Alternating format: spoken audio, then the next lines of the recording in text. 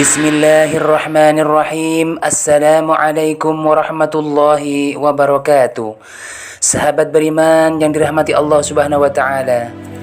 Puji syukur kehadirat Allah Subhanahu wa taala atas berkat limpahan rahmat, taufik dan hidayah serta nikmat iman dari Allah Subhanahu wa taala sehingga kita bisa berjumpa kembali dalam keadaan sehat walafiat.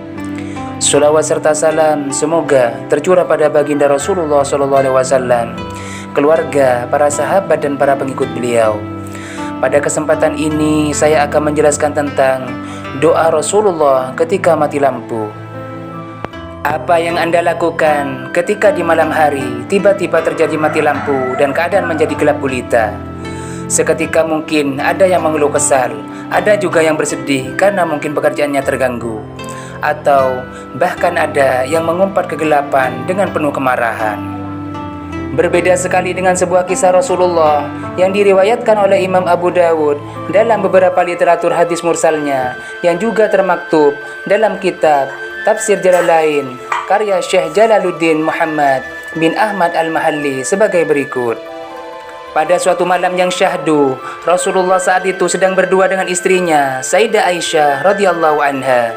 Saat mereka berdua sedang asik bercengkrama, tiba-tiba pelita penerang rumah sederhana namun penuh bahagia itu padam seketika. Keadaan berubah menjadi gelap gulita.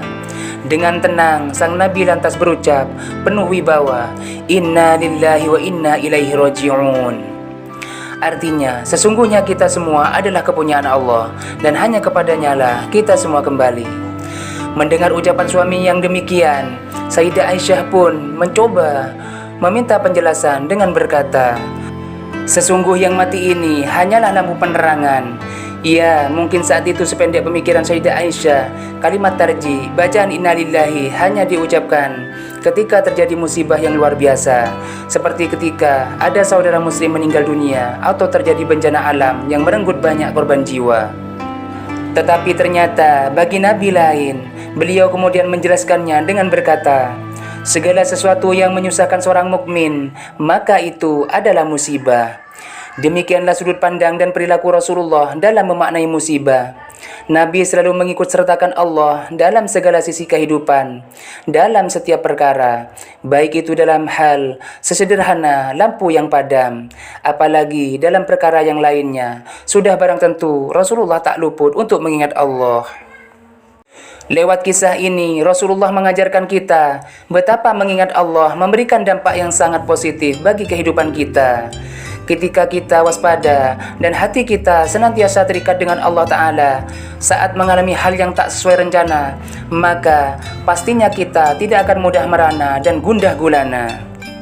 Dalam keadaan senang pun kita tak akan sombong, lupa diri, terlalu berbangga dan jumawa, karena kita menyadari bahwa segala perkara tak lepas dari kuasa Sang Pencipta.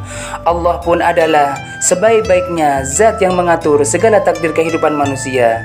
Demikian penjelasan singkat ini, semoga bermanfaat. Wassalamualaikum warahmatullahi wabarakatuh.